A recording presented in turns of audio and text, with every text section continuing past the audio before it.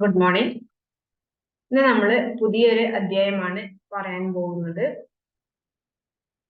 നമ്മുടെ നാട്ടില് തെരഞ്ഞെടുപ്പുകളൊക്കെ നടക്കാറുണ്ട്. ആ സമയത്ത് നമ്മളുടെ അടുത്ത് ഒരുപാട് ആളുകള് തെരഞ്ഞെടുപ്പ് പ്രചരണവുമായി ബന്ധപ്പെട്ടൊക്കെ വരാറുണ്ട്. നമ്മുടെ നാടുകളിൽ അതൊരു ആഘോഷമായി തന്നെ നമ്മൾ കൊണ്ടാടാറുണ്ട്. അങ്ങനെ ആരാണ് നമ്മുടെ അടുത്ത് വരാറുള്ളത്? ആരാണ് ഇത്തരം ഇത് ഒരു ഒരു ആഘോഷമാക്കി മാറ്റുന്നത്? ആരൊക്കെയാണ് അതിന്റെ പ്രചരണങ്ങൾ നടത്തുന്നത് എന്നുള്ള കാര്യങ്ങളൊക്കെയാണ് ഇന്ന് നമ്മൾ ചർച്ച ചെയ്യാൻ പോകുന്നത്. അത് ആരാണ്, എന്താണ് അവർക്ക് അതിലുള്ള പങ്ക്, എന്തുകൊണ്ടാണ് അവർ മാത്രം അതിലേക്ക് പങ്കെടുക്കുന്നു, ഒരുപാട് ആളുകൾ അതിൽ നിന്ന് വിട്ടു നിൽക്കുന്നു എന്നുള്ള കാര്യങ്ങളൊക്കെ നമ്മൾ എപ്പോഴും ചിന്തിക്കുന്നതാണ്. എന്തുകൊണ്ടായിരിക്കാം ഇങ്ങനെ ഈ തെരഞ്ഞെടുപ്പ് നടക്കുമ്പോൾ അതൊരു ആഘോഷമായി മാറുന്നത്, അല്ലെങ്കിൽ അത് ആരൊക്കെയാണ് അതിന്റെ പിന്നിൽ പ്രവർത്തിക്കുന്നത് എന്നുള്ളത് പലപ്പോഴും നമ്മളിൽ പലർക്കും അറിവുണ്ടായിരിക്കില്ല. പലർക്കും അത് അറിയുന്നതായിരിക്കാം. എന്നാലും നമ്മൾ അതിനെ കുറിച്ച് ഒരു കാര്യങ്ങൾ കുറച്ചിവിടെ ഡിസ്കസ് ചെയ്യാണ്. നമുക്ക് പഠിക്കാനുള്ള അധ്യായത്തിന്റെ പേരാണ് രാഷ്ട്രീയ കക്ഷികളും സമ്മർദ്ദ വിഭാഗങ്ങളും. രാഷ്ട്രീയ കക്ഷികളും സമ്മർദ്ദ വിഭാഗങ്ങളും എന്നാണ് നമ്മൾ അധ്യായത്തിന്റെ പേര്. ഇതിൽ നമ്മൾ ചർച്ച ചെയ്യാൻ പോകുന്നത് ആരാണ് തെരഞ്ഞെടുപ്പുകൾ നടത്തുന്നത്, എങ്ങനെയാണ് അത് ജനങ്ങളിലേക്ക് എത്തുന്നത് എന്നുള്ള കാര്യങ്ങളൊക്കെയാണ് നമ്മളിവിടെ ചർച്ച ചെയ്യുന്നത്. വളരെ ചെറിയ ഒരു അധ്യായമാണ് നമ്മളിവിടെ ചർച്ച ചെയ്യുന്നത്. ആദ്യമായിട്ട് നമ്മൾ പറയുകയാണെങ്കിൽ എന്താണ് രാഷ്ട്രീയ കക്ഷികൾ അല്ലെങ്കിൽ സമ്മർദ്ദ വിഭാഗങ്ങൾ എന്നുള്ള കാര്യങ്ങളാണ് ഇവിടെ നമ്മൾ ഡിസ്കസ് ചെയ്യുന്നത്. അതിനൊക്കെ മുന്നോടിയായിട്ട് നമുക്ക് അറിയേണ്ട ഒരു കാര്യമാണ് എന്താണ് ജനാധിപത്യം എന്നുള്ളത്. ജനാധിപത്യം ഉണ്ടാകുമ്പോഴാണ് രാഷ്ട്രം ഉണ്ടാവുന്നത്, രാഷ്ട്രീയ കക്ഷികൾ ഉണ്ടാവുന്നത്, സമ്മർദ്ദ വിഭാഗങ്ങൾ ഉണ്ടാവുന്നത്, എങ്ങനെയുള്ള കാര്യങ്ങളെല്ലാം ഉണ്ടാവുന്നത്. അപ്പൊ ആദ്യമായിട്ട് നമ്മൾ ചർച്ച ചെയ്യുന്നത് ജനാധിപത്യം എന്താണ് എന്നുള്ളതാണ്. ജനങ്ങൾക്ക് വേണ്ടി ജനങ്ങളാൽ ഭരിക്കപ്പെടുന്ന ഭരണ സംവിധാനത്തെയാണ് നമ്മൾ ജനാധിപത്യം എന്ന് വിളിക്കുന്നത്. ജനങ്ങൾക്ക് വേണ്ടി ജനങ്ങളാലുള്ള ഭരണത്തെയാണ് നമ്മൾ ജനാധിപത്യം എന്ന് വിളിക്കുന്നത്. അതായത് ജനങ്ങളാണ് ജനങ്ങൾക്ക് വേണ്ടി ഭരണം നടത്തുന്നത്. ജനങ്ങളുടെ പ്രശ്നങ്ങളാണ് അവിടെ ചർച്ച ചെയ്യുന്നതും ജനങ്ങളുടെ ആവശ്യങ്ങളാണ് അവിടെ നിറവേറ്റുന്നതും. ഇത്തരം കാര്യങ്ങളാണ് ജനാധിപത്യം എന്നുള്ളത് കൊണ്ട് ഉദ്ദേശിക്കുന്നത്. പിന്നെ നമ്മൾ പറയുന്നത് രാഷ്ട്രീയ കക്ഷികൾ. ആരാണ് അല്ലെങ്കിൽ എന്താണ് രാഷ്ട്രീയ പാർട്ടികള്? ഒരുപാട് രാഷ്ട്രീയ പാർട്ടികളും രാഷ്ട്രീയ കക്ഷികളെയൊക്കെ നമ്മൾക്ക് പരിചയമുണ്ടാവും. നമ്മൾ അതിലൊക്കെ ഓരോരുത്തരും അതിന്റെ ഭാഗവാക്കായവരായിരിക്കാം. അതിൽ നിന്ന് വിട്ടു നിൽക്കുന്നവരുണ്ടാവാം, അതിനെക്കുറിച്ച് കൂടുതൽ അറിവുള്ളവരുണ്ടാവാം എന്നുള്ള കാര്യങ്ങളൊക്കെ ഉണ്ടാവാം. പക്ഷെ അതൊന്നും നമ്മൾ ഇവിടെ ചർച്ച ചെയ്യുന്നില്ല. നമ്മൾക്ക് ഇവിടെ വേണ്ടത് എന്താണ് എന്നുള്ളത് കുറച്ച് കാര്യങ്ങൾ മാത്രം മനസ്സിലാക്കാനേ ഉള്ളൂ. രാഷ്ട്രീയ കക്ഷികൾ അല്ലെങ്കിൽ അതിന്റെ അർത്ഥം എന്താണ്, അല്ലെങ്കിൽ എന്താണ് അവരുടെ സവിശേഷതകൾ എന്നുള്ള കാര്യങ്ങളൊക്കെയാണ് നമ്മൾ ഇവിടെ ചർച്ച ചെയ്യുന്നത്. രാജ്യത്തെ സ്ഥാപനങ്ങളും ഗവൺമെന്റ് പ്രവർത്തനങ്ങളും യഥാർത്ഥത്തിൽ നടക്കുന്നത് ജനാധിപത്യപരമായിട്ടാണ് എന്നുള്ളതാണ് രാഷ്ട്രീയ പാർട്ടികളുടെ ഒരു പങ്ക്. എന്നിട്ട് പറയാം, രാജ്യത്തെ സ്ഥാപനങ്ങളും അല്ലെങ്കിൽ ഗവൺമെന്റ് പ്രവർത്തനങ്ങളെല്ലാം യഥാർത്ഥത്തിൽ ജനാധിപത്യപരമായിട്ടാണ് നടക്കുന്നത്. അതിലധികവും ജനാധിപത്യപരമായിട്ടാണ് നടക്കുന്നത്. അതിലൊക്കെ രാഷ്ട്രീയ പാർട്ടികൾക്ക് ഒരുപാട് പങ്കുണ്ട് എന്നുള്ളതാണ്. ഇന്ന് നമ്മുടെ നാട്ടിൽ എന്ത് കാര്യങ്ങൾ നടക്കുകയാണെങ്കിലും അതിലൊരു രാഷ്ട്രീയ പാർട്ടിയുടെ പങ്കുണ്ടായിരിക്കാം, അല്ലെങ്കിൽ രാഷ്ട്രീയ പ്രവർത്തകരുടെ ഒരു പങ്കുണ്ടായിരിക്കും എന്നുള്ളതാണ്.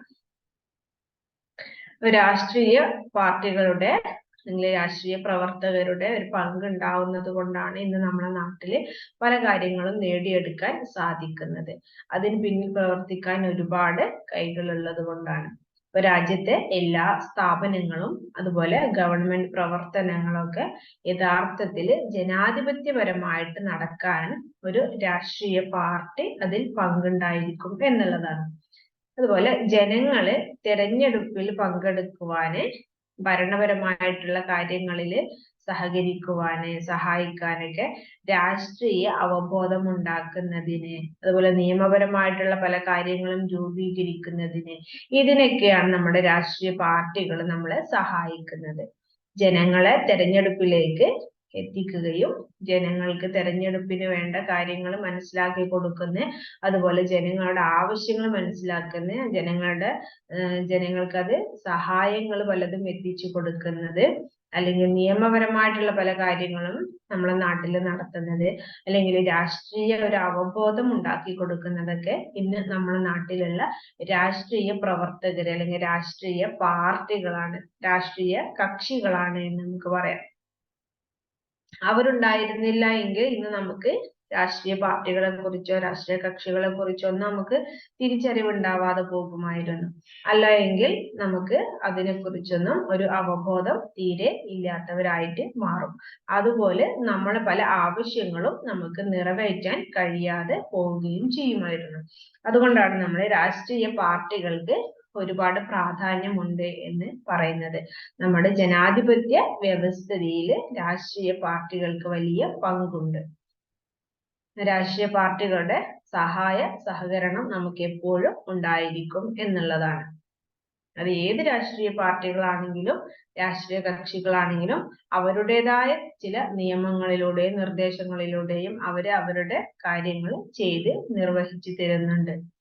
അത് ചില ആളുകൾക്ക് ഗുണമായിരിക്കാം, ചില ആളുകൾക്ക് ദോഷമായിരിക്കാം. എന്നാലും അവര് കാര്യങ്ങൾ വൃത്തിയായിട്ട് ചെയ്യുന്നുണ്ട് എന്നുള്ളത് വേണം നമ്മൾ മനസ്സിലാക്കാൻ. അതുകൊണ്ടാണ് നമ്മൾക്കൊരു ജനാധിപത്യ രീതിയിലുള്ള ഭരണ സംവിധാനം ഇന്ന് ഇന്ത്യയിൽ നടപ്പിലാക്കാൻ സാധിക്കുന്നത്.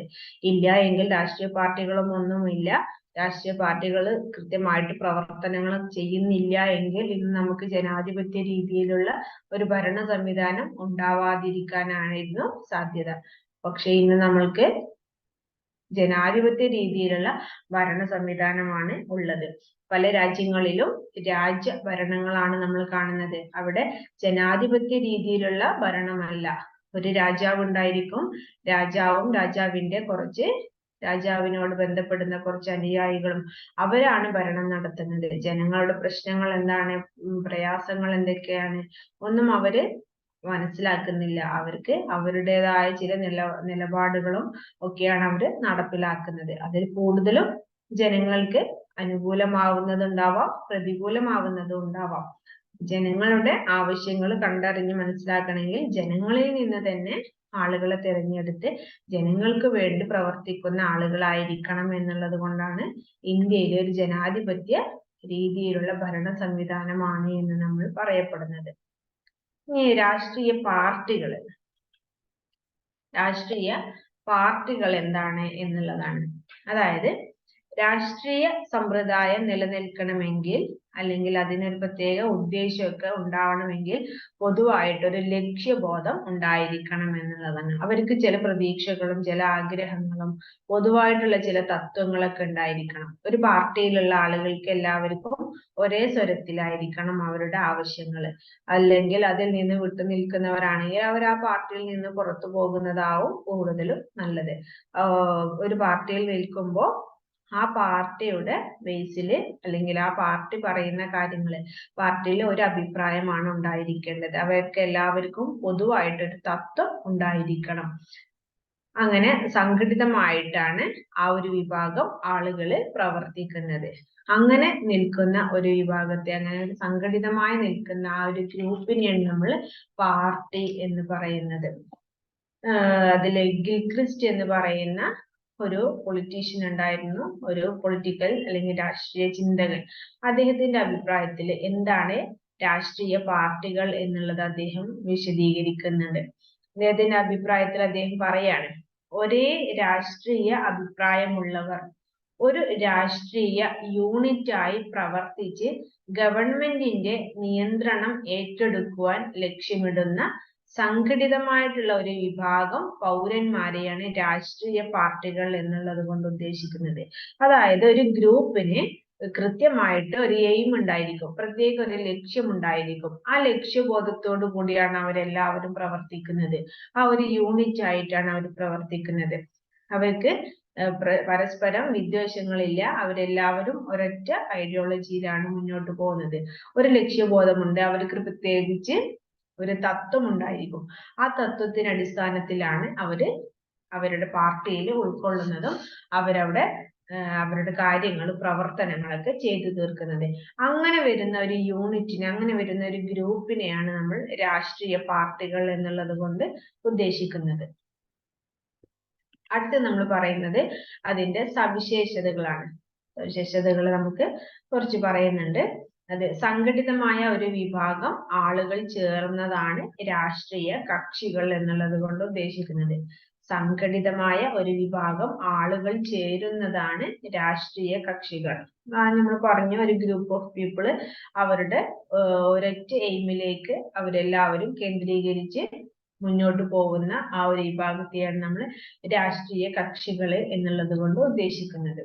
അവർക്ക് പൊതുവായി ചില തത്വങ്ങളും പൊതുവായ ചില ലക്ഷ്യങ്ങളും ഒക്കെ വിശ്വാസങ്ങളൊക്കെ ഉണ്ടായിരിക്കും. അതിനടിസ്ഥാനത്തിലാണ് അവരുടെ പ്രവർത്തനങ്ങൾ ഉണ്ടായിരിക്കുക. അടുത്തതാണ് അംഗങ്ങളുടെ കൂട്ടായ പ്രവർത്തനങ്ങളിലൂടെ രാഷ്ട്രീയ അധികാരം പിടിച്ചെടുക്കാൻ സാധിക്കും. ഒരൊറ്റ ഐഡിയോളജിയിൽ എല്ലാവരും ഉറച്ചു നിൽക്കുമ്പോഴാണ് അവർക്ക് അവരുടെ രാഷ്ട്രീയ പാർട്ടികളിൽ ഒരു ഐക്യം ഉണ്ടാവുകയും ആ ഐക്യത്തിലേക്ക് ജനങ്ങളെ കൊണ്ടുവരാൻ സാധിക്കുകയും ചെയ്യുക. അവരുടെ കയ്യിൽ അധികാരം കൊടുത്തു കഴിഞ്ഞാൽ നമ്മൾക്ക് കുറെ ഗുണങ്ങൾ ഉണ്ടാവാം, കുറെ നേട്ടങ്ങൾ ഉണ്ടാക്കാൻ സാധിക്കും എന്നുള്ളത് മനസ്സിലാക്കുകയും അങ്ങനെ ഒരു ടീമിന്റെ കയ്യിൽ അല്ലെങ്കിൽ ഒരു ഗ്രൂപ്പിന്റെ കയ്യിൽ അല്ലെങ്കിൽ ഒരു രാഷ്ട്രീയ കക്ഷികളുടെ കയ്യിൽ നമ്മൾ അധികാരം ഏൽപ്പിക്കുന്നു.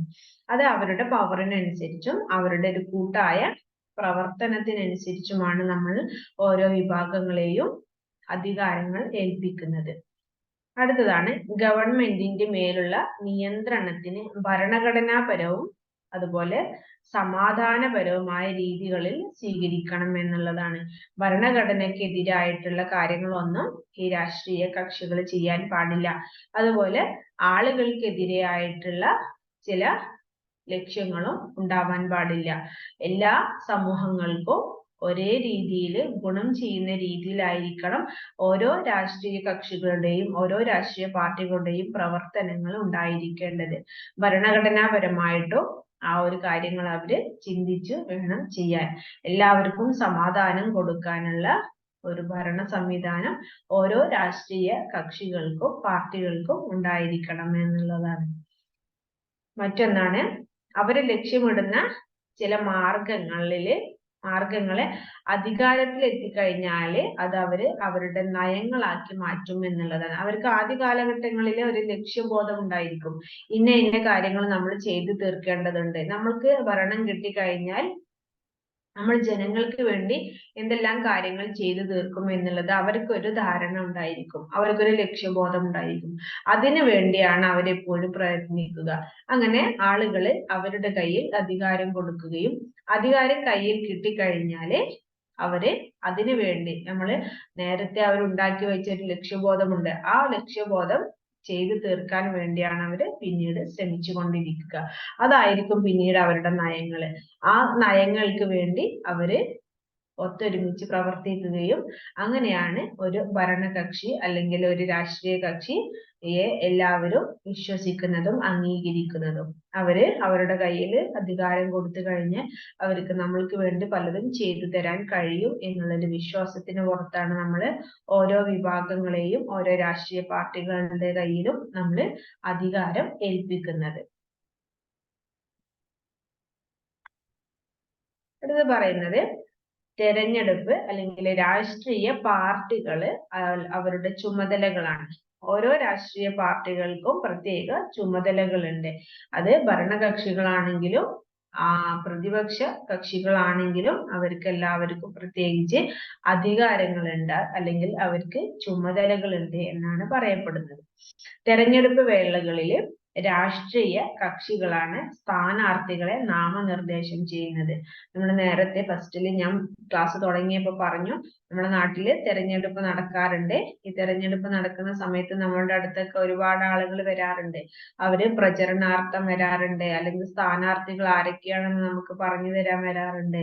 അതേപോലെയുള്ള വോട്ട് എങ്ങനെയാണ് ചെയ്യേണ്ടത്, വോട്ടുമായി ബന്ധപ്പെടുന്ന എല്ലാ കാര്യങ്ങളും എല്ലാ സംശയങ്ങളും തീർക്കാൻ വേണ്ടിയൊക്കെ പല ആളുകളും നമ്മളുടെ അടുത്ത് വരാറുണ്ട്. അതൊക്കെ രാഷ്ട്രീയ പാർട്ടികളിലുള്ള ഓരോ മെമ്പർമാരായിരിക്കും.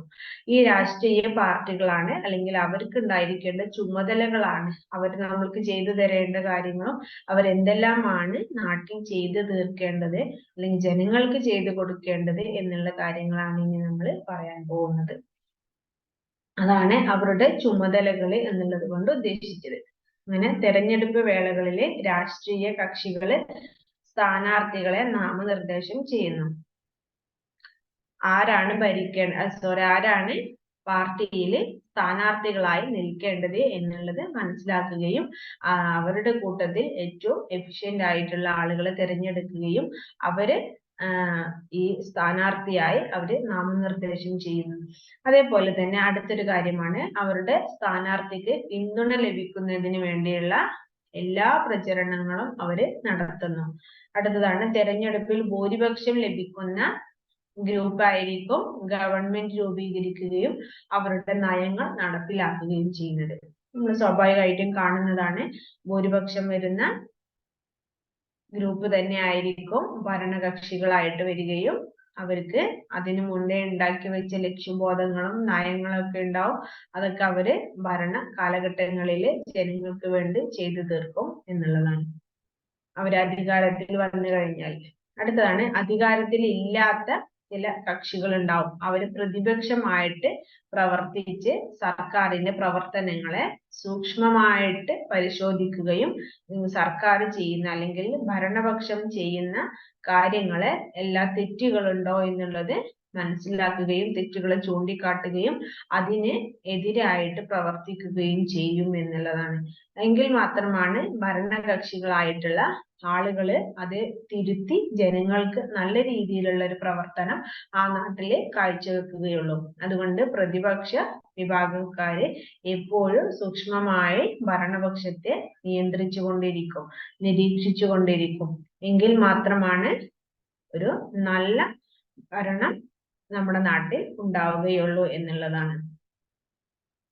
അടുത്തതാണ് നിയമസഭയിൽ ന്യൂനപക്ഷമാകുന്ന കക്ഷികളായിരിക്കും പ്രതിപക്ഷമായിട്ട് വരുന്നത്.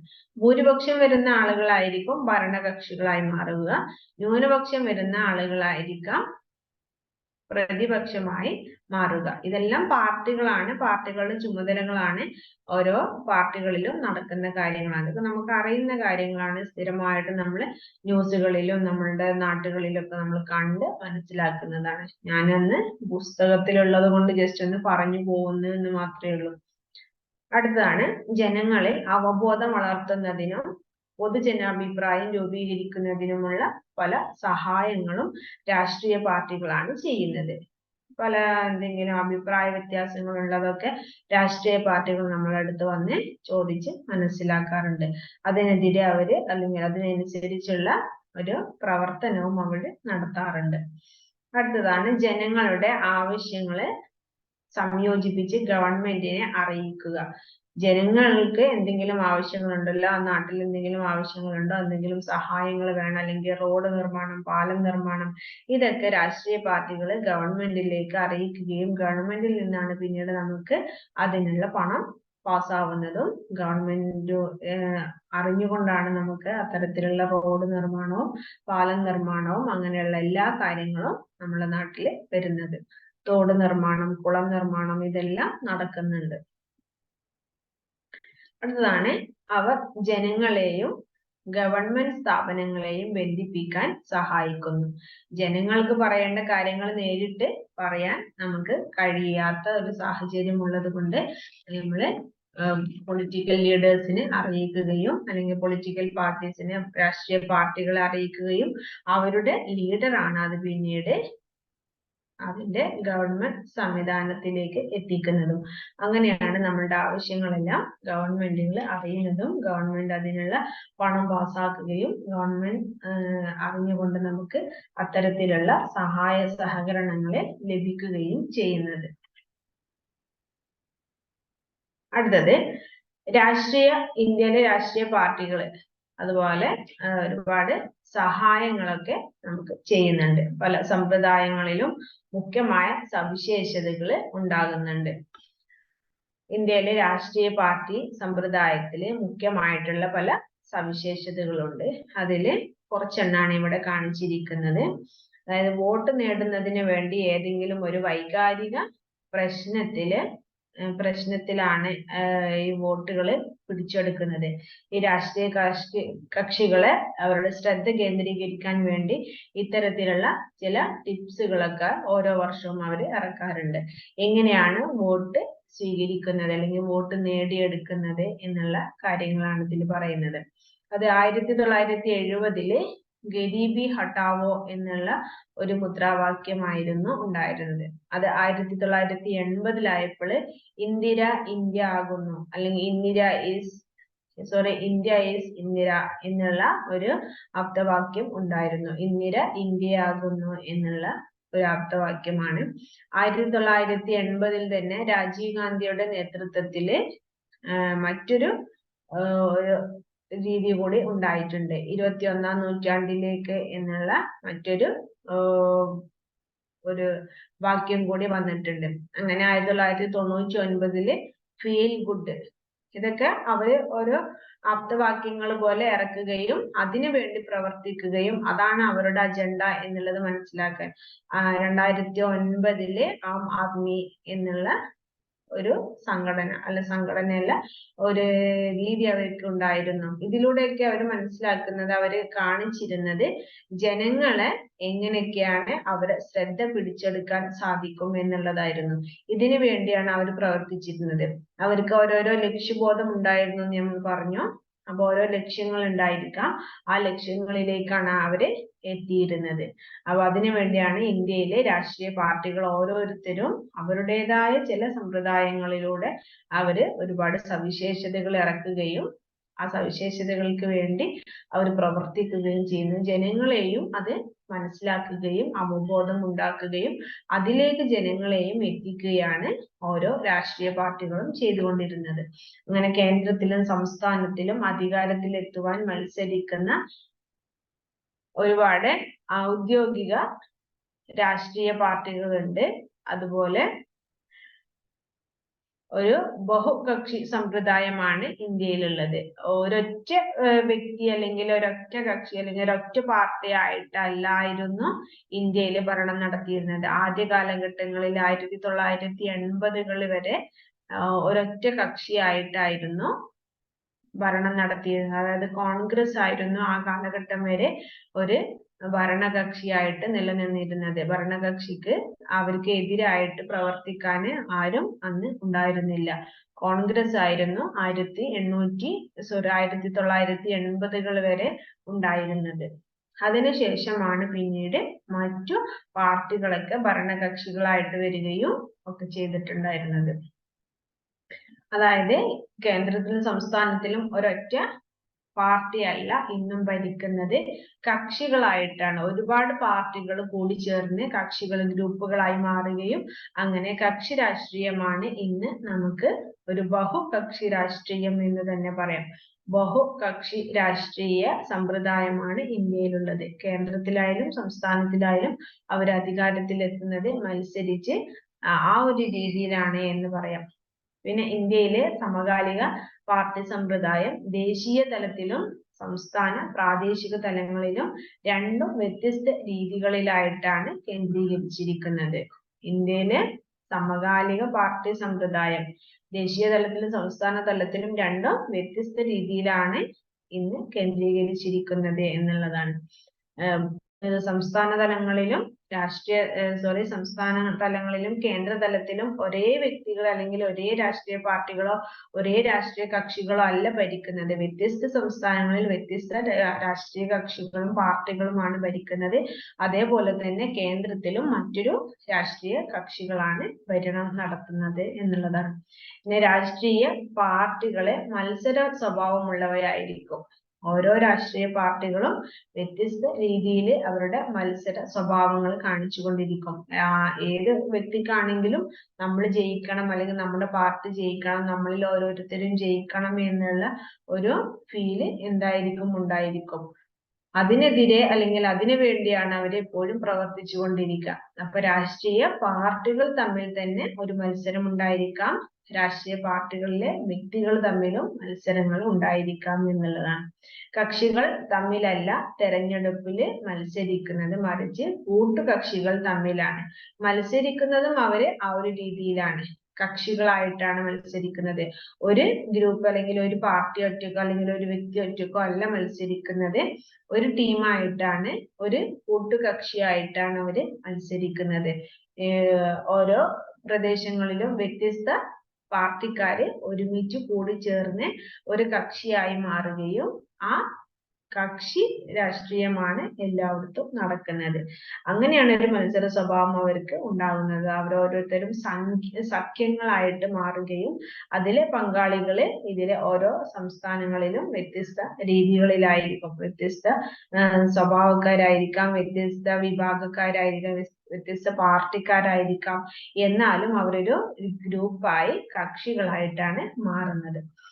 അതുപോലെ നമ്മുടെ പാർട്ടി സമ്പ്രദായം ഇപ്പോൾ കൂട്ടുകക്ഷി രാഷ്ട്രീയ സമ്പ്രദായമാണ് എന്നുള്ളത് നമുക്ക് വ്യക്തമായിട്ടും മനസ്സിലാക്കാൻ കഴിയുന്നുണ്ട്. രാഷ്ട്രീയ പ്രവർത്തകരുടെ പ്രവർത്തനങ്ങൾ കണ്ടാലും അതുപോലെ രാഷ്ട്രീയവുമായി ബന്ധപ്പെട്ടുള്ള എന്ത് കാര്യങ്ങളും നമ്മൾ ചിന്തിക്കുകയാണെങ്കിലും ഒരു പാർട്ടി മാത്രമല്ല, ബഹു പാർട്ടികൾ അതിൽ ഉണ്ടായിരിക്കാം. 2, 3, 4 പാർട്ടികൾ, കക്ഷികളായിട്ടാണ് അതിൽ പങ്കെടുക്കുന്നത്. ഇത്രയും കാര്യങ്ങളാണ് നമുക്കതിൽ പറയാനുള്ളത്. പിന്നെ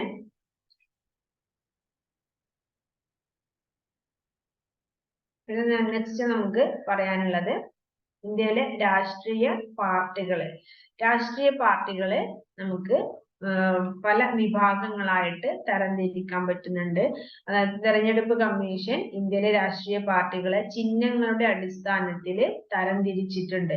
അതിലൊന്നാണ് ദേശീയ പാർട്ടികള്, രണ്ടാമത്തത് സംസ്ഥാന പാർട്ടികള്, മൂന്നാമത്തത് അംഗീകാരമില്ലാത്തതും എന്നാൽ രജിസ്റ്റർ ചെയ്തിട്ടുള്ളതുമായിട്ടുള്ള പാർട്ടികള്. ഒന്നുകൂടി പറയാം. ഫസ്റ്റ് പറയുന്നത് ദേശീയ പാർട്ടികള്, രണ്ടാമത്തത് സംസ്ഥാന പാർട്ടികള്, മൂന്നാമത്തത് അംഗീകാരമില്ലാത്തതും, പ്രത്യേകിച്ച് അംഗീകാരമൊന്നുമില്ല എന്നാലും രജിസ്റ്റർ ചെയ്തിട്ടുള്ള ചില പാർട്ടികള്. അങ്ങനെ 3 തരങ്ങളായിട്ടാണ് തരംതിരിച്ചിട്ടുള്ളത്. അത് തിരഞ്ഞെടുപ്പ് കമ്മീഷൻ തന്നെയാണ് തരംതിരിച്ചിട്ടുള്ളത്. ചിഹ്നങ്ങളുടെ അടിസ്ഥാനത്തിലാണ് അത് തരംതിരിച്ചിട്ടുള്ളത് എന്നാണ് മനസ്സിലാക്കേണ്ടത്. ഇനി ദേശീയ കക്ഷികളുടെ പദവി നൽകുന്നത്, ദേശീയ കക്ഷികളുടെ പദവി ഏത് രീതിയിലാണ് നൽകുന്നത് എന്നുള്ളതാണ്.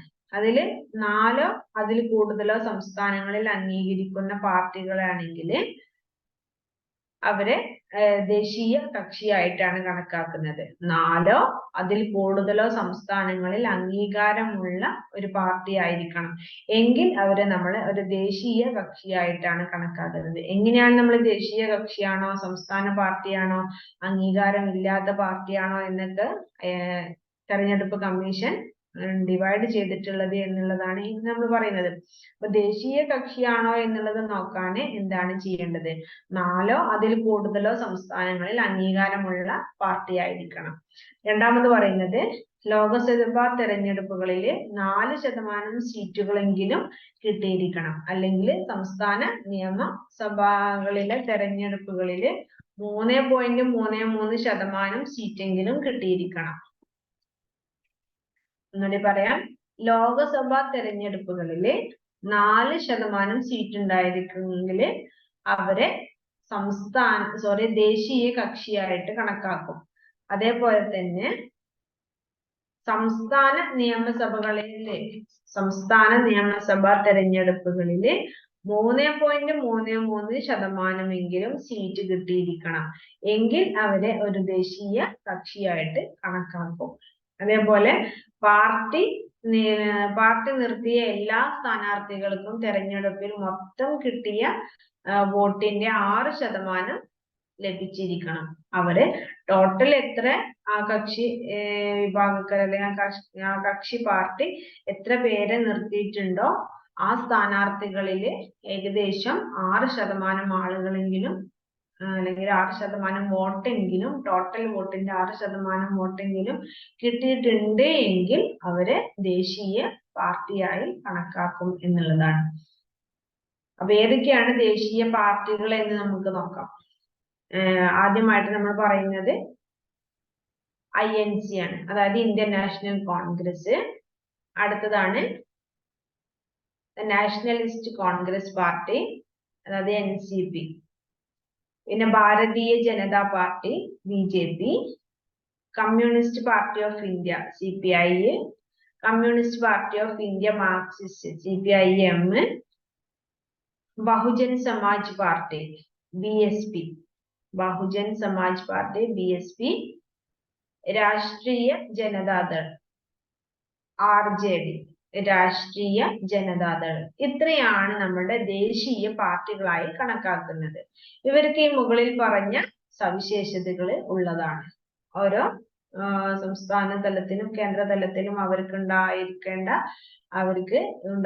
പ്രാതിനിധ്യമാണ് നമ്മൾ അതിൽ പറയുന്നത്. ആ പ്രാതിനിധ്യത്തിനനുസരിച്ചാണ് അവരെ ഡിവൈഡ് ചെയ്തിട്ടുള്ളത്. അപ്പൊ ഇത്രയുമാണ് INC, NCP, BJP, CPI, CPIM, BSP, RJD. ഇവരാണ് ദേശീയ പാർട്ടികളായിട്ട് നമ്മൾ കണക്കാക്കുന്നത്. ഇനി പ്രാദേശിക അംഗീകൃത പാർട്ടികൾ. പ്രാദേശിക അംഗീകൃത പാർട്ടികൾ എന്ന് പറഞ്ഞാല് അവർക്ക് നിശ്ചിത ശതമാനം വോട്ടുകളിലോ സീറ്റുകളിലോ സംസ്ഥാനങ്ങളിൽ ലഭിക്കുന്ന പാർട്ടികളെയാണ് പ്രാദേശിക പാർട്ടികളായിട്ട് അംഗീകരിക്കുന്നത്. നിശ്ചിത ശതമാനം വോട്ടുകളോ അല്ലെങ്കിൽ സീറ്റുകളോ സംസ്ഥാന തലത്തിൽ ലഭിച്ചിട്ടുണ്ടെങ്കിൽ അവരെ പ്രാദേശിക പാർട്ടിയായിട്ട് കണക്കാക്കും എന്നുള്ളതാണ്. അങ്ങനെ വരുന്ന പ്രാദേശിക പാർട്ടികളാണ് തൃണമൂൽ കോൺഗ്രസ്, അതായത് പശ്ചിമ ബംഗാളിലുള്ള തൃണമൂൽ കോൺഗ്രസ്. അടുത്തത് ആസാം ഗണപരിഷത്ത്, ആസാമിലാണ്. ഓൾ ഇന്ത്യ അണ്ണാ ദ്രാവിഡ മുന്നേറ്റ കഴകം, തമിഴ്നാട്ടിലും പോണ്ടിച്ചേരിയിലും. ഓൾ ഇന്ത്യ അണ്ണാ ദ്രാവിഡ മുന്നേറ്റ കഴകം, ആ പാർട്ടി തമിഴ്നാട്ടിലും പോണ്ടിച്ചേരിയിലുമാണ്. അടുത്തത് നാഷണൽ കോൺഫറൻസ്, ജമ്മു ആൻഡ് കാശ്മീരിലാണ്. അടുത്തത് സമാജ്വാദ് പാർട്ടി, ഉത്തർപ്രദേശിലും ഉത്തരാഖണ്ഡിലും. അടുത്തത് ശിരോമണി അകാലിദൾ, ശിരോമണി അകാലിദൾ പഞ്ചാബിലാണ്. ശിവസേന മഹാരാഷ്ട്രയിലാണ്. തെലുങ്ക് ദേശം ആന്ധ്രാപ്രദേശില്. ഇങ്ങനെ ഈ കണ്ട പാർട്ടികളാണ് നമ്മൾ പ്രാദേശിക പാർട്ടികൾ എന്ന് പറയുന്നത്. ഈ പാർട്ടികളുടെ പ്രത്യേകതയാണ് നിശ്ചിത ശതമാനം വോട്ടുകളോ സീറ്റുകളോ സംസ്ഥാന തലങ്ങളിൽ അവർക്ക് ലഭിച്ചിട്ടുള്ളതാണ്. Trinamool Congress, Assam Ganaparishad, all India Anna Dravida Munnetra Kazhagam, national conference, Samajwad party. അടുത്തത് ശിരോമണി അകാലിദൾ, ശിവസേന, തെലുങ്ക് ദേശം. ഈ പറയുന്നതാണ് പ്രാദേശിക പാർട്ടികളായിട്ട് കണക്കാക്കുന്നത്. ഏകദേശം ഈ 2009 കാലഘട്ടങ്ങളിലെ കണക്കനുസരിച്ച് നോക്കുകയാണെങ്കിൽ രാഷ്ട്രീയ പാർട്ടികളെ തരംതിരിച്ചിട്ടുള്ളത് ദേശീയ പാർട്ടികൾ 7 എണ്ണമാണ്. അത് ഏതൊക്കെയാ? Congress, BJP, CPM, BSP, NCP, RJD. ഇത്രയാണ് ദേശീയ പാർട്ടികളായിട്ട് കണക്കാക്കുന്നത്. 2009 കണക്കാണ് കേട്ടോ. 2009 ശേഷം പിന്നീട് എത്രയോ ഇലക്ഷനുകൾ വന്നിട്ടുണ്ട്. അപ്പൊ അതില് മാറ്റങ്ങൾ വന്നിട്ടുണ്ടാവാം. അപ്പൊ ദേശീയ പാർട്ടികള് ബേസിക് ആയിട്ട് പറയുകയാണെങ്കിൽ 7 എണ്ണം ഉണ്ട്. സംസ്ഥാന പാർട്ടികൾ 34 എണ്ണം ഉണ്ട്. സംസ്ഥാന പാർട്ടികള് 34 എണ്ണം ഉണ്ട്. പിന്നെ രജിസ്റ്റർ ചെയ്തിട്ടുള്ള പാർട്ടികളും അംഗീകാരമില്ലാത്തതായിട്ടുള്ള പാർട്ടികള് 322 പാർട്ടികളുണ്ട്. രജിസ്റ്റർ ചെയ്തിട്ടുള്ള പാർട്ടികളാണ്, പക്ഷെ അംഗീകാരമില്ലാത്തതാണ്. അത് 322 എണ്ണം കാണിക്കുന്നുണ്ട്. അടുത്തതാണ് രാഷ്ട്രീയ പാർട്ടികളും സമ്മർദ്ദ വിഭാഗങ്ങളും. രാഷ്ട്രീയ പാർട്ടികളും സമ്മർദ്ദ വിഭാഗങ്ങളെ അല്ലെങ്കിൽ തൽപര വിഭാഗങ്ങൾ എന്നൊക്കെ പറയുന്നുണ്ട്. ആരാണ് ഈ തൽപര വിഭാഗങ്ങൾ എന്നുള്ളത് കൊണ്ട് ഉദ്ദേശിച്ചത്? തൽപര വിഭാഗം എന്ന് പറഞ്ഞാല് വിദ്യാർത്ഥി യൂണിയൻസ്, അതുപോലെ കർഷക സംഘടന, ട്രേഡ് യൂണിയന്, ബിസിനസ് അസോസിയേഷൻസ്, അധ്യാപക സംഘടന, ഇവരെയാണ് നമ്മള് തൽപര വിഭാഗം എന്ന് പറയപ്പെടുന്നത്. അവർക്ക് ഓരോരോ പ്രത്യേകതകൾ ഉണ്ടാവാം, അവർക്ക് പ്രത്യേക താല്പര്യങ്ങൾ ഉണ്ടാവാം. ഈ താല്പര്യങ്ങള് നേടിയെടുക്കാൻ വേണ്ടിയാണ് അവരൊരു യൂണിറ്റ് ആയി പ്രവർത്തിക്കുന്നതും ആ യൂണിറ്റിന്റെ കീഴിൽ അവര് സംഘടിക്കുന്നതും. അങ്ങനെ അവരുടെ ആവശ്യങ്ങള് അവർ നേടിയെടുക്കുന്നു. ഇപ്പൊ വിദ്യാർത്ഥി സംഘടന വിദ്യാർത്ഥികളുടെ പ്രശ്നങ്ങളെ അവര് അതിലൂടെ പ്രശ്നങ്ങൾ തീർക്കുന്നു. അവരുടെ പരീക്ഷയുമായി ബന്ധപ്പെടുന്ന കാര്യങ്ങള്, അവർക്ക് കിട്ടേണ്ട ചില ആനുകൂല്യങ്ങള്, അങ്ങനെയുള്ള പല കാര്യങ്ങളും അവര് വിദ്യാർത്ഥി യൂണിയനായി ഒരു യൂണിയന് എന്തായാലും എല്ലാ യൂണിയനുകളും ഏതെങ്കിലും ഒരു രാഷ്ട്രീയ പാർട്ടിയുടെ കീഴിലുള്ളതായിരിക്കാം. ആ യൂണിയനും രാഷ്ട്രീയ പാർട്ടിയും ബേസ് ചെയ്തിട്ടായിരിക്കാം അവര് ആവശ്യങ്ങൾ നേടിയെടുക്കുന്നത് എന്നുള്ളതാണ്. അതുകൊണ്ടാണ് അവരെ സമ്മർദ്ദ തൽപര വിഭാഗങ്ങൾ എന്നുള്ളത് കൊണ്ട് ഉദ്ദേശിക്കുന്നത്. അതുപോലെ കർഷക സംഘടനകളും ഇതുപോലെ തന്നെ അവരുടെ ആവശ്യങ്ങൾക്ക് വേണ്ടിയാണ് അവര് നിലകൊള്ളുന്നത്. പിന്നെ ട്രേഡ് യൂണിയൻ നമ്മൾക്ക് അറിയുന്നതാണ്. ട്രേഡ് യൂണിയൻസ് ഒക്കെ നമ്മൾ ഒരുപാട് കേട്ടിട്ടുള്ളതാണ്. നമ്മൾ ചിലപ്പോൾ അതിലൊക്കെ പങ്കുകാരായിരിക്കാം. അതുപോലെ ബിസിനസ് അസോസിയേഷൻസിന്റെ യൂണിയൻസ്, അധ്യാപക സംഘടന, ഇവര് ചില സമയങ്ങളിലൊക്കെ പഠിപ്പ് മുടക്കുക അല്ലെങ്കിൽ അവരുടെ വിദ്യാഭ്യാസപരമായിട്ടുള്ള പല കാര്യങ്ങളും നേടിയെടുക്കാൻ അവർക്ക് ശമ്പള പരിഷ്കരണങ്ങള് ഇങ്ങനെ വരുന്ന കാര്യങ്ങളൊക്കെ അവര് സമരങ്ങളൊക്കെ നടത്താറുണ്ട്. അത് വിദ്യാർത്ഥി യൂണിയൻസ് ആയാലും ട്രേഡ് യൂണിയൻസ് ആയാലും ഈ യൂണിയനുകളെല്ലാം സമരങ്ങളൊക്കെ നടത്തി അവര് നിരാഹാരങ്ങളൊക്കെ കിടക്കും. അവരുടെ ആവശ്യങ്ങളെ നിറവേറ്റുന്നത് വരെ അവര് ഒരു യൂണിയനായി പ്രവർത്തിക്കുകയും അതിനുവേണ്ടി നിലകൊള്ളുകയും ചെയ്യും എന്നുള്ളതാണ്. അതാണ് തൽപര വിഭാഗങ്ങൾ. അവർ സമ്മർദ്ദം ചെലുത്തുന്നവരായിട്ടുള്ള ആളുകളായിരിക്കാം. ചില വിഭാഗങ്ങൾ, ചില യൂണിറ്റുകള് ഒരു താല്പര്യത്തിന് വേണ്ടി ചെയ്യുന്നവരുണ്ടാവാം. ചിലര് വളരെയധികം സമ്മർദ്ദ രൂപത്തിലും, അതായത് വളരെയധികം കർശന നിലപാടുകൾ ഉൾക്കൊള്ളുന്ന ആളുകളുമായിരിക്കാം. അതാണ് അവർ തമ്മിലുള്ള ഒരു മാറ്റം എന്നുള്ളത്. അപ്പൊ ആരാണ് സമ്മർദ്ദ വിഭാഗക്കാരി എന്ന് നമുക്ക് അതിൽ നിന്ന് മനസ്സിലാക്കാൻ സാധിച്ചിട്ടുണ്ട്. അടുത്തതാണ് തൽപര വിഭാഗങ്ങൾ അല്ലെങ്കിൽ സമ്മർദ്ദ വിഭാഗക്കാര്. ഈ സമ്മർദ്ദ വിഭാഗക്കാര് ഇവരുടെ ഒരു പ്രത്യേകത എന്ന് പറഞ്ഞാല് അവര് ഘടനാപരമായിട്ടാണ് നിശ്ചയിക്കപ്പെട്ടിട്ടുള്ളത്. അവർക്ക് പ്രത്യേകിച്ചൊരു കൃത്യമായിട്ടുള്ള ഒരു ലക്ഷ്യബോധവും അതുപോലെ തന്നെ ഒരു വീര്യം വൈരാഗ്യവും ഒക്കെ ഉണ്ടായിരിക്കും എന്നുള്ളതാണ്. അവർ നേടിയെടുക്കാൻ വിചാരിച്ച കാര്യം അവർ നേടിയെടുക്കുക തന്നെ ചെയ്യും. അവർക്ക് അത്രമാത്രം താല്പര്യങ്ങൾ ഉണ്ടായിരിക്കും. അവർക്ക് വളരെയധികം സമ്മർദ്ദ വിഭാഗക്കാരായി ഗവൺമെന്റിനെ എപ്പോഴും സമ്മർദ്ദം ചെലുത്തിക്കൊണ്ടിരിക്കും അവരുടെ ആവശ്യങ്ങൾ നേടിയെടുക്കുന്നത് വരെ. അപ്പോ അവർക്ക് കൂടുതൽ സമ്മർദ്ദത്തിൽ ഊന്നിയതായിരിക്കും അവരുടെ പ്രവർത്തനങ്ങളൊക്കെ. കുറച്ചും കൂടെ തീവ്രമായിട്ടുള്ള ഒരു പ്രവർത്തനമായിരിക്കാം ഈ സമ്മർദ്ദ വിഭാഗക്കാരുടേത്, ഈ പ്രഷർ ഗ്രൂപ്പിന് ഉണ്ടായിരിക്കുക. അതുപോലെ തന്നെ കർശന നിലപാടുകളാണ് അവർക്ക് ഉണ്ടായിരിക്കുക. അവര് ഗവൺമെന്റ് പറയുന്ന പല കാര്യങ്ങളോടും വിയോജിപ്പ് കാണിക്കുകയും അവരൊന്നിനോടും സഹകരിക്കാൻ തയ്യാറാവാത്തവരും ആയിരിക്കാം.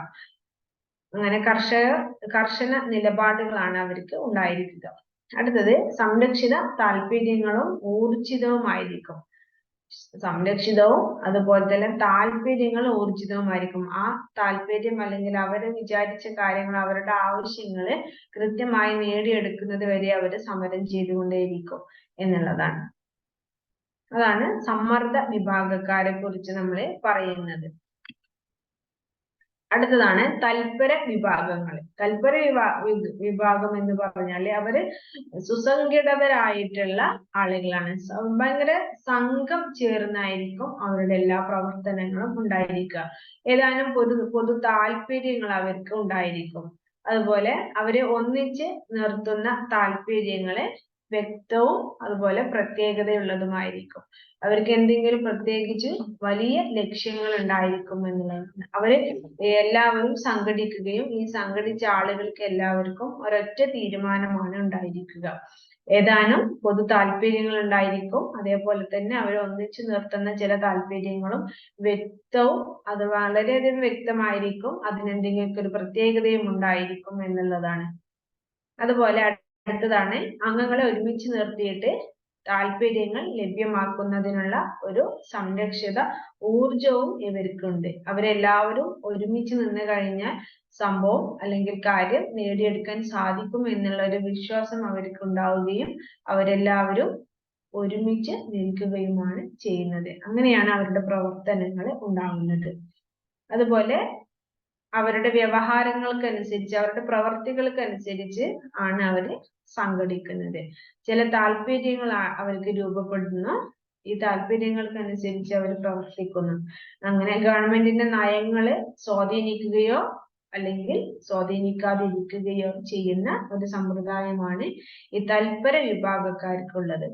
പിന്നെ കുറച്ചും കൂടെ മൃദുലമായിട്ടുള്ള കാഴ്ചപ്പാടാണ്. അവര് സമ്മർദ്ദ വിഭാഗക്കാരെ പോലെ വളരെയധികം കർശന നിലപാടുകളല്ല, കുറച്ചുകൂടെ മൃദുലമായിട്ടുള്ള നിലപാടുകളാണ് ഇവർക്ക് ഉള്ളത്. ഏറെക്കുറെ സുരക്ഷിതമായിട്ടുള്ള ഒരു സംഘടനയാണ് അല്ലെങ്കിൽ സംഘടിത വിഭാഗമാണ് തൽപര വിഭാഗക്കാരെ എന്ന് നമുക്ക് മനസ്സിലാക്കാം. അവരുടെ അംഗങ്ങളൊക്കെ അവരുടെ ആവശ്യങ്ങളൊക്കെ നിറവേറ്റുന്നത് കുറച്ചും കൂടെ സമാധാനപരമായിട്ടുള്ള കാര്യങ്ങളായിരിക്കാം. ഇത്രയാണ് നമുക്കിതില് പറയാനുള്ളത്. അപ്പൊ നമ്മള് ഈ ഒരു കാര്യത്തിൽ പറയുന്നത് എങ്ങനെയാണ്, ആരാണ് തെരഞ്ഞെടുപ്പുകൾ നടത്തുന്നത്? തെരഞ്ഞെടുപ്പ് കമ്മീഷനാണ്. അതല്ല, തെരഞ്ഞെടുപ്പിന് വേണ്ട പ്രവർത്തനങ്ങളൊക്കെ നമ്മളെ നാട്ടില് എന്തൊക്കെ കാര്യങ്ങളാണ് നടക്കുന്നത്, അതായത് രാഷ്ട്രീയ പാർട്ടികൾക്കാണ് മുഴുവൻ പങ്കും എന്നുള്ളത് നമുക്ക് മനസ്സിലാക്കാൻ സാധിച്ചു. രാഷ്ട്രീയ പാർട്ടികൾ അല്ലെങ്കിൽ രാഷ്ട്രീയ കക്ഷികൾക്കാണ് ഇവിടെയും പവർ ഉള്ളത്. അവർക്കാണ് എല്ലാം നേടിയെടുക്കാൻ സാധിക്കുന്നത്. അതുപോലെ തന്നെ സമ്മർദ്ദ വിഭാഗക്കാർക്കും അത്തരം യൂണിറ്റുകൾക്കും ആഗ്രഹിച്ച കാര്യങ്ങൾ, അവർ പ്രതീക്ഷിച്ച കാര്യങ്ങൾ, അവരുടെ തത്വങ്ങൾക്കും അവരുടെ ലക്ഷ്യങ്ങൾക്കും അനുസരിച്ച് അവർക്ക് പ്രവർത്തിക്കാനും അത്തരം കാര്യങ്ങൾ അവർക്ക് വീണ്ടെടുക്കാനും സാധിക്കുന്നുണ്ട്. ഗവൺമെന്റിനെയും ജനങ്ങളെയും ബന്ധിപ്പിച്ചുകൊണ്ട് ജനങ്ങളുടെ ആവശ്യങ്ങൾ ഗവൺമെന്റിനെ അറിയിക്കാനും ഇത്തരത്തിലുള്ള യൂണിറ്റുകൾക്കും ഇത്തരത്തിലുള്ള കക്ഷി രാഷ്ട്രീയക്കാർക്കും സാധിക്കുന്നുണ്ട് എന്നുള്ളതാണ് നമ്മൾ ഈ ഒരു അധ്യായത്തിൽ ചർച്ച ചെയ്യുന്നത്. ഇത്രയും കാര്യങ്ങളാണ് നമുക്കിതിൽ പറയാനുള്ളത്. നിങ്ങൾ അധ്യായം കൃത്യമായിട്ട് വായിച്ച് മനസ്സിലാക്കുക. സംശയങ്ങൾ ഉണ്ടെങ്കിൽ ചോദിക്കാവുന്നതാണ്. Thank U.